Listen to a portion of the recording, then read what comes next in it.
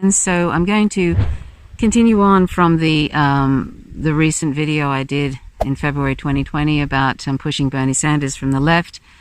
I have a couple of points to add in relation to the a recent question and answer that he did on the New York Times, or his campaign did for him on the New York Times.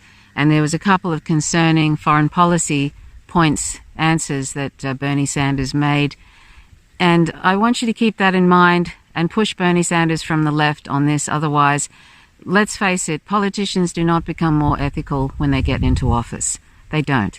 So if you're not pushing them from the left now, don't expect that that position is going to improve when they get into office as President of the United States, because they'll have extra pressure on them by the national security state to continue on these imperialist aims. So he's provided some answers, and one of the questions about foreign policy to Bernie Sanders was, would you consider military force to preempt an Iranian or North Korean nuclear or missile test? And Bernie Sanders answers yes. There wasn't any elaboration on that. There are some questions about Iran, and some of the answers were okay, but that is very, very bad. And I'll tell you why it's bad. Firstly, Iran is constantly has been vilified ever since it overthrew the Shah that was helped to be installed by the U.S. The U.S. did a coup, and the Shah was put in to Iran, and eventually he was overthrown.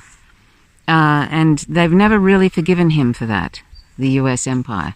And so Iran has been they're in their crosshairs for decades now.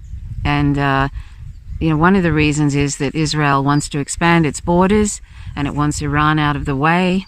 Iran is one of the countries that is they consider a major enemy, because Iran it has not submitted to the U.S. It's not okay with what Israel is doing to the Palestinians. The U.S. supports what Israel is doing to the Palestinians, the brutal occupation of Palestinians, giving $10.5 million a day of military aid to Israel, which, by the way, Bernie Sanders, I think, would still continue doing that.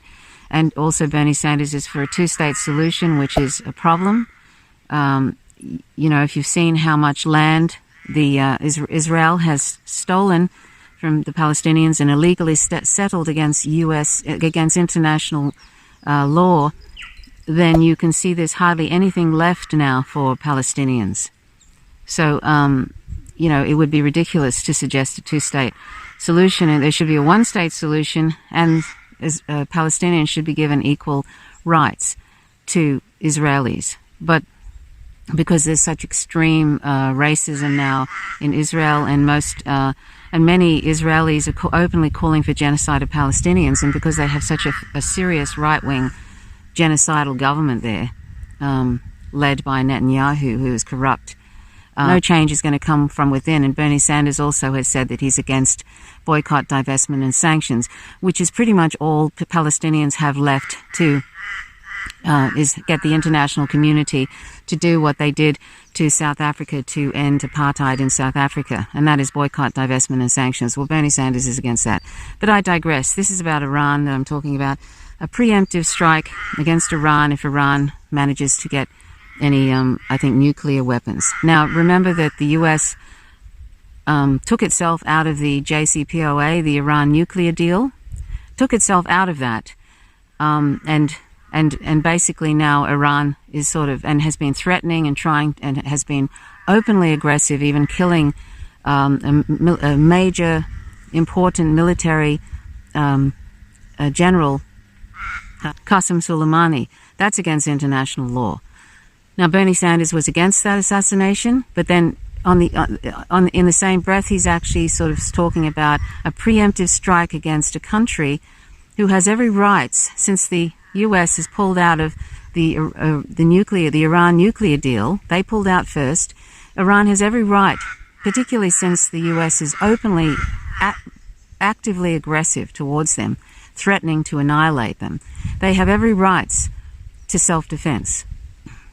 And they had every right to that response to the killing of Qasem Soleimani when they bombed those US bases in Iraq.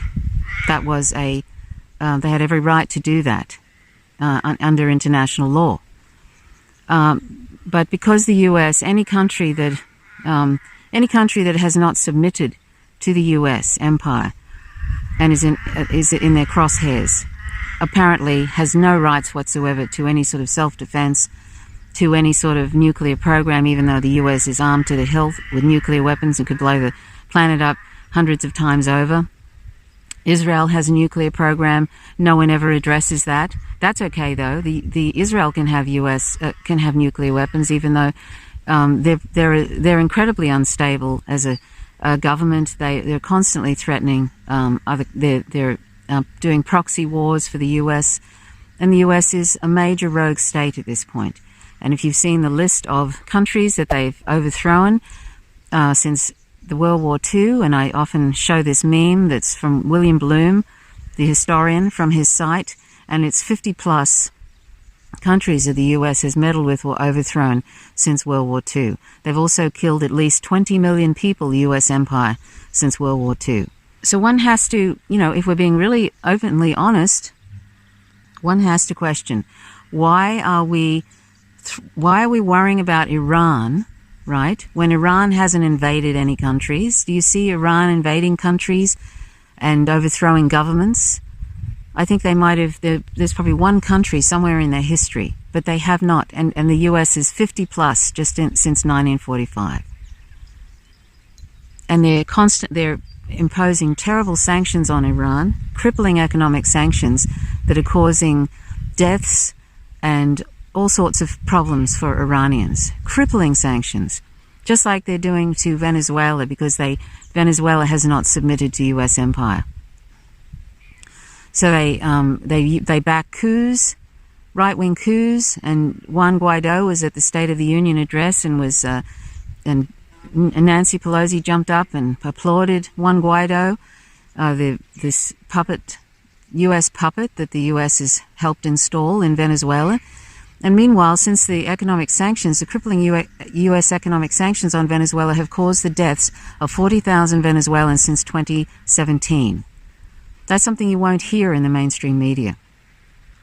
So these economic sanctions are an act of war. And so the US has pretty much declared an act of war on Iran with these crippling Iranian sanctions that they keep squeezing and squeezing and squeezing, and then openly assassinating a general, and then threatening to assassinate other people, the person that's in his place, assassinating Iraqi major military figure as well in that same assassination with Soleimani.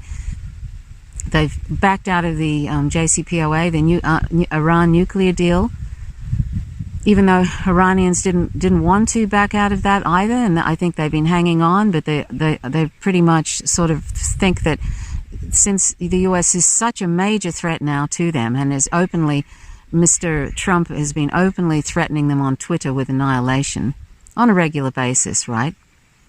That they have a right to self-defense, which means they need nuclear parity to the US, just like Russia had decided to have nuclear parity with the US, so that's the only thing that stops the US from invading Russia.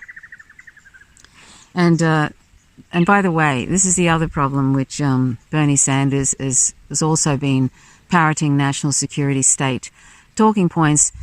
He's been talking up, the national security state talking points about the Uyghur Muslim internment camps. Now that is still, I've mentioned that in my other video. There is questions about that, the existence of that. And am I saying that China doesn't have a problem with Uyghur Muslims? I'm not saying that. But I'm aware that a couple of people I know, one in particular, Danny Haifong, who wrote the book American Exceptionalism, American Innocence, he went to China just recently. He actually saw mosques that were being protected by Chinese soldiers. Mosques being protected by Chinese soldiers. That's what he witnessed in his 2 weeks unguided tour in China. Another person, Ava Bartlett, also went there, and she said, I think she said similar things. So, we really have to be skeptical of what the mainstream media reports and what the US government tells us about China. And of course, there's terrible xenophobia when it comes to the coronavirus, and they're using that, they're weaponizing that coronavirus to vilify China as well, and to try and put pressure on them in one way or another. So anyway, Bernie Sanders is feeding into the Uyghur Muslim thing about China as if, where is the critique about Israel? Where is he saying the same sorts of things? And basically he said until they start treating the Uyghur Muslims properly, this is what he said in the New York Times, these sanctions should continue. This pressure on China should continue.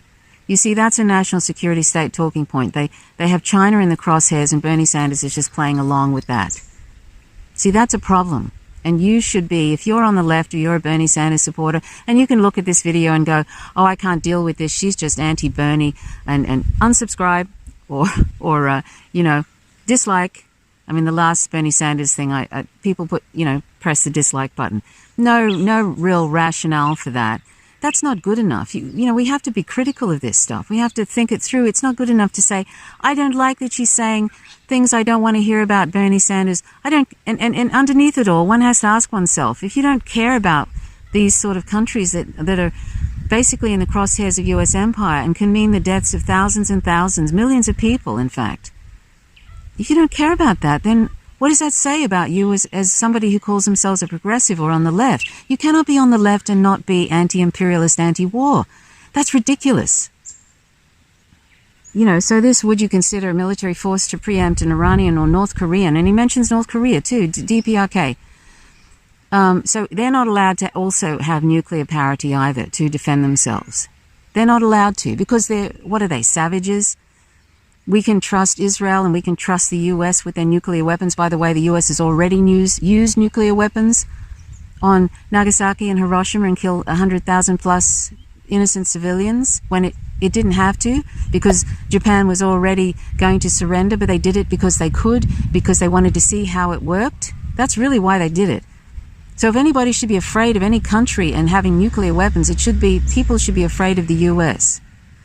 And there was a very large global survey not so long ago, a couple of years ago, I think, and they asked people, who is the country that they're most afraid of in relation to threats, to world peace, and they said the US. So that's what most of the world in this survey thought about. Who was the greatest threat to world peace? The US. They also asked him in the New York Times, would you consider military force for a humanitarian intervention? The answer was yes. There was no elaboration on that. So see, that is a typical American exceptionalist, American imperialist response, using military force with humanitarian, for a humanitarian, in quotes, intervention. Most of the countries that need humanitarian interventions are countries that have been, or rather, most of the countries that the US describes as requiring a humanitarian intervention are countries that have not submitted to the US, or that are not doing what the US wants. They've already being meddled with, and the US wants them to do something else, and so they pretend that they're going into for human rights reasons, and really what they're doing, it's never been about human rights, ever. It's always been about getting that country carrots and sticks. It's the sticks, using sticks to get them to do what the US wants them to do. For example, the Venezuelan thing. They created that, they backed that US right-wing coup in Venezuela. They put crippling sanctions on them. They've installed this ridiculous Juan Guaido, this self-appointed guy that a lot of the country loathes. He's openly attacked in the streets when he turns up. And they tried to pretend they were sending humanitarian aid after putting crippling sanctions on Venezuela that killed 40,000 people, then pretending then to give them humanitarian aid, which within that aid would have been weapons to help the opposition with their overthrowing of the fairly elected government of Nicolas Maduro. So, these old humanitarian, interventions and stuff are just are like a Trojan horse, So, would you consider military force for a humanitarian intervention? He said yes. That's a typical U.S. imperialist bullshit answer. You've got to push him from the left now. You have to push him from the left now.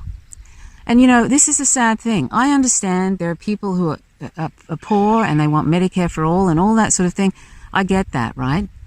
I mean, the U.S. has meddled in this country.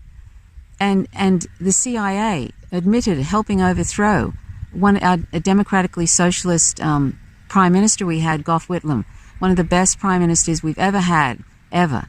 And we've had a neoliberal mess since then. They basically ruined it for Australia, and now we're heading towards the mess that is the US, right?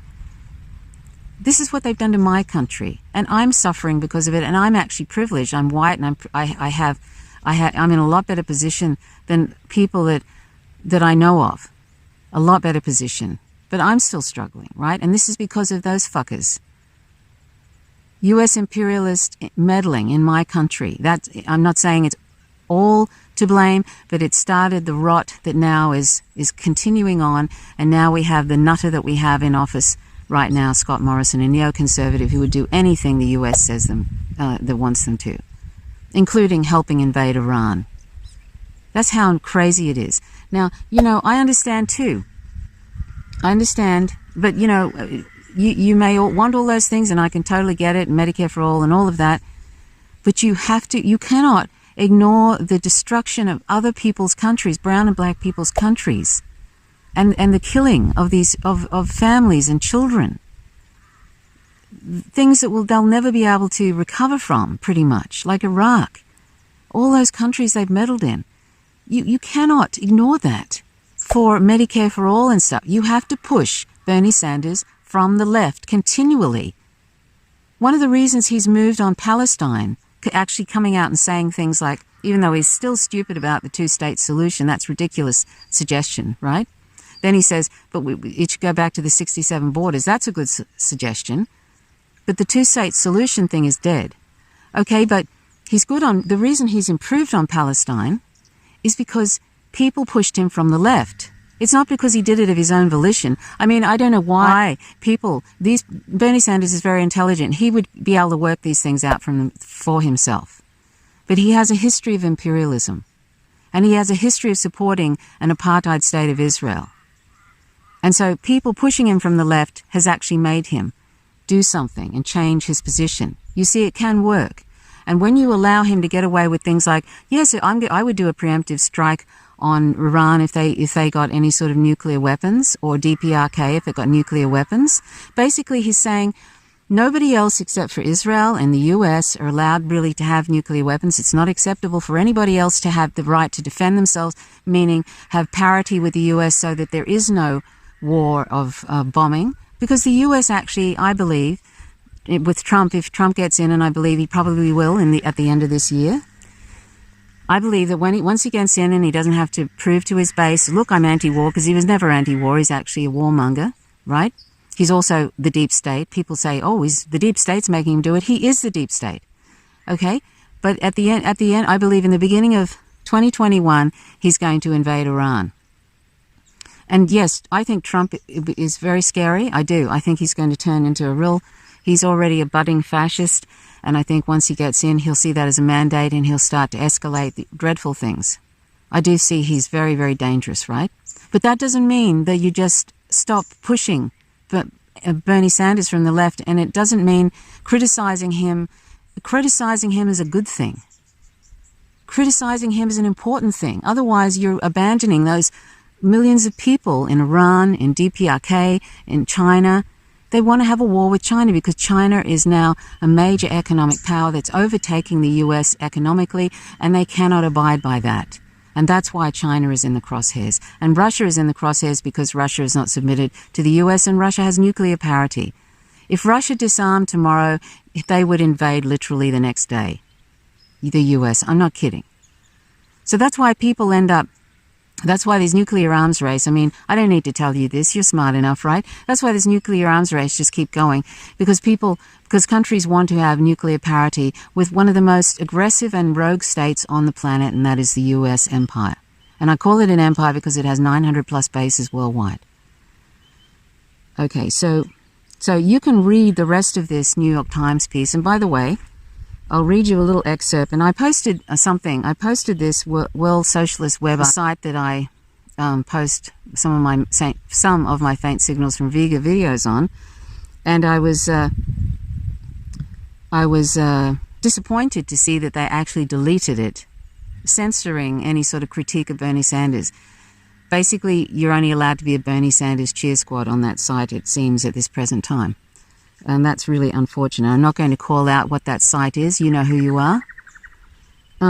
So anyway, from this, by the way, I had my operation on my hand, and it went very well, but I had some complications with the anesthetic because they had nil by mouth me every day for like 7 days prior to the operation. So basically I was not eating, drinking was the most important thing, anything, like including water, for many hours of each day for like a week. And I think that actually made me quite dehydrated. And then I went into surgery and they gave me some anesthetic. And anesthetic already causes some tachycardia in most patients, which means tachycardia means fast heart rate. And because I was dehydrated and run down from all those nil by mouths, and this is what neoliberalism does. That this is like in public hospitals, the waiting time becomes longer and longer, and they don't have the staff to do you straight away. It was supposed to be an emergency surgery on my arm before it started to knit in the incorrect way. And I had to, basically kept on having to do nil by mouth until they could finally fit me in. And it made me dehydrated, so it exacerbated that tachycardia, and so it actually made me feel quite unwell. So that was 3 days ago, and I'm still feeling unwell, but I thought I would address this anyway. So anyway, that's the brief story of that. But that's neoliberalism for you. That's what happened because we got meddling from the US, and we're now to this point where they try to make the public hospitals dysfunctional. This is the sort of thing that happens. Everybody pays for it. Well, when I say everybody except politicians pay for that. So this section I was just going to tell you about from the article, and I don't necessarily agree with everything that's in this article from the World Socialist Web, but it just was a little bit scathing with its thing about the thing that Sanders said about preemptive strikes on Iran. They said, quote, perhaps most significant and chilling is the response to the third question in the Times survey. Question, would you consider military force to preempt an Iranian or North Korean nuclear or missile test? And he said yes. This is just a test, mind you. So anyway, a Sanders White House, according to his campaign, would be open to launching a military strike against Iran or nuclear-armed North Korea to prevent, not respond to, not even a threatened missile or nuclear strike against the United States, but a mere weapons test. That's what I find most sort of over the top about it, myself too. So just a weapons test, not even sort of, threatening any country with anything. This is a breathtakingly reckless position, no less incendiary than those advanced by the Trump administration. Sanders would risk a war that could easily involve the major powers and lead to a nuclear Armageddon in order to block a weapons test by countries that have been subjected to devastating U.S. sanctions and diplomatic, economic, and military provocations for decades. So, that's true. I mean, Iran and the DPRK have been in the crosshairs and have been provoked in all kinds. I mean, during the Obama administration, Obama was flying B-52 nuclear bombers over North Korea, over DPRK, just doing really, really provocational things, constantly provoking DPRK. And I'm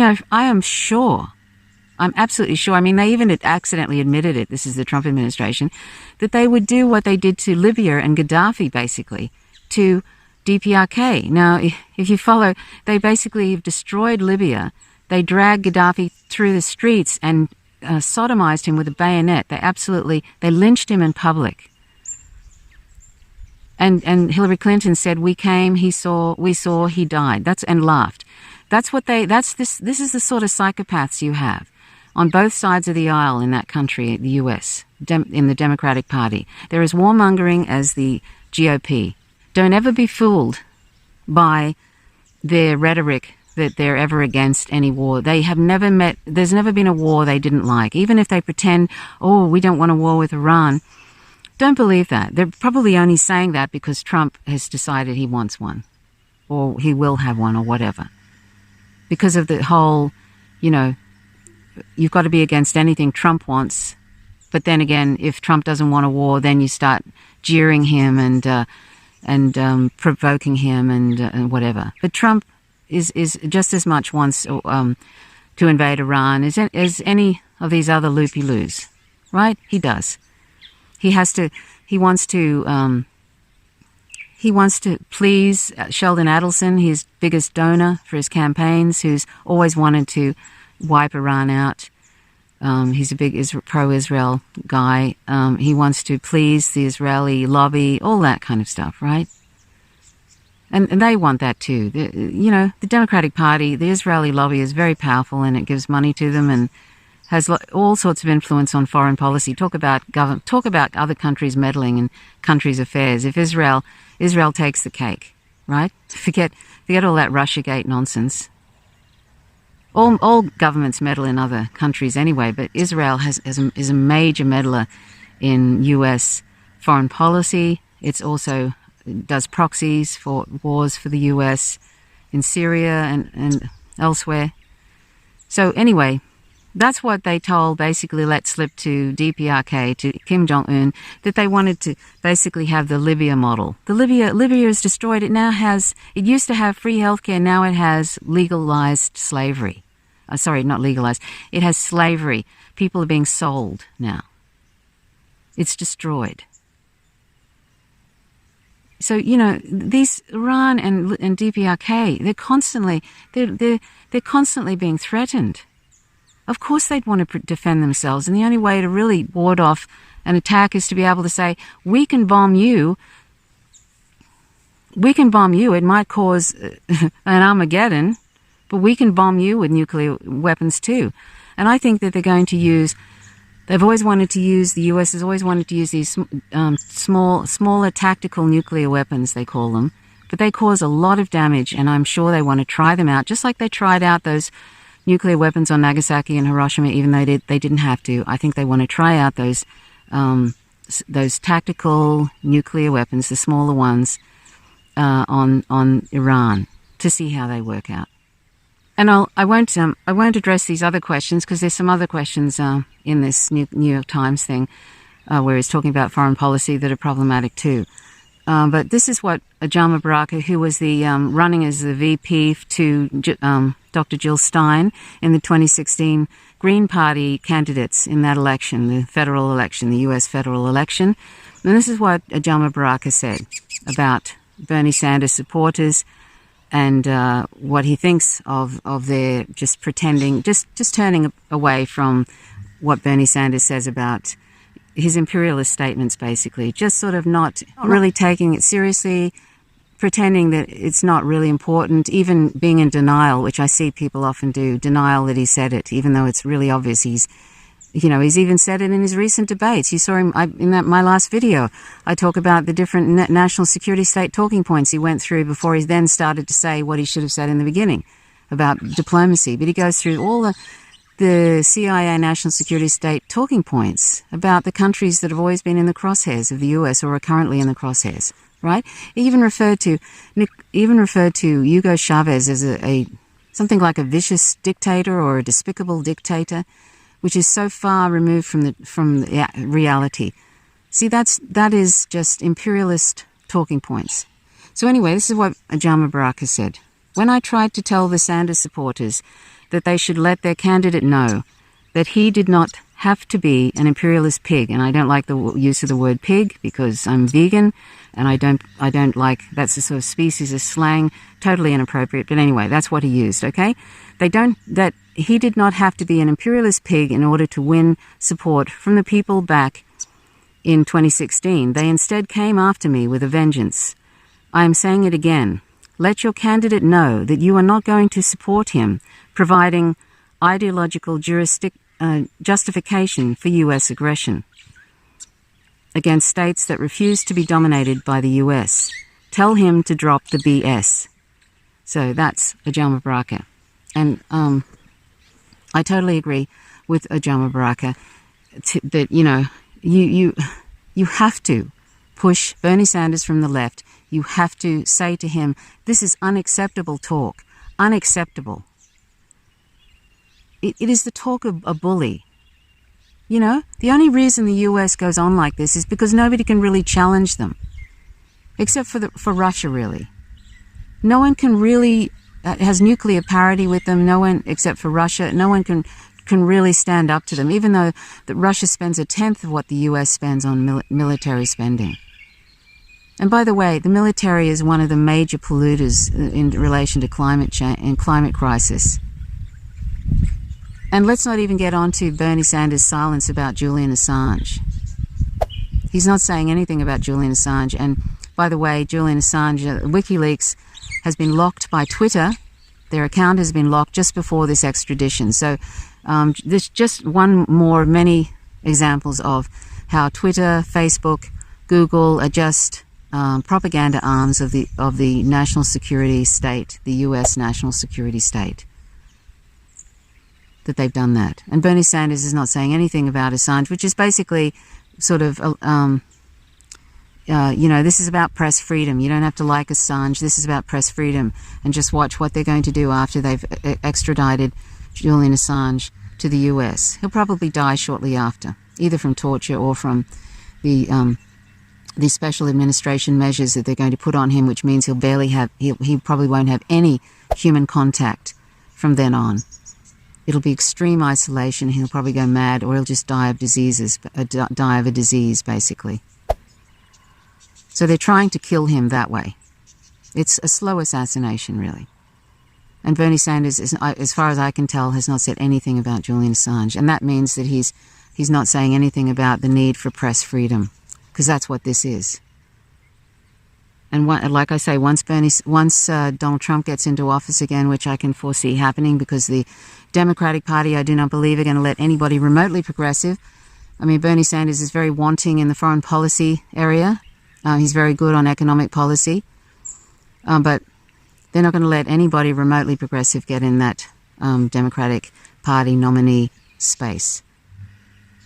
Because they're all just one big party with two different names. The GOP and the Democratic Party are just one big corporate-serving, warmongering party.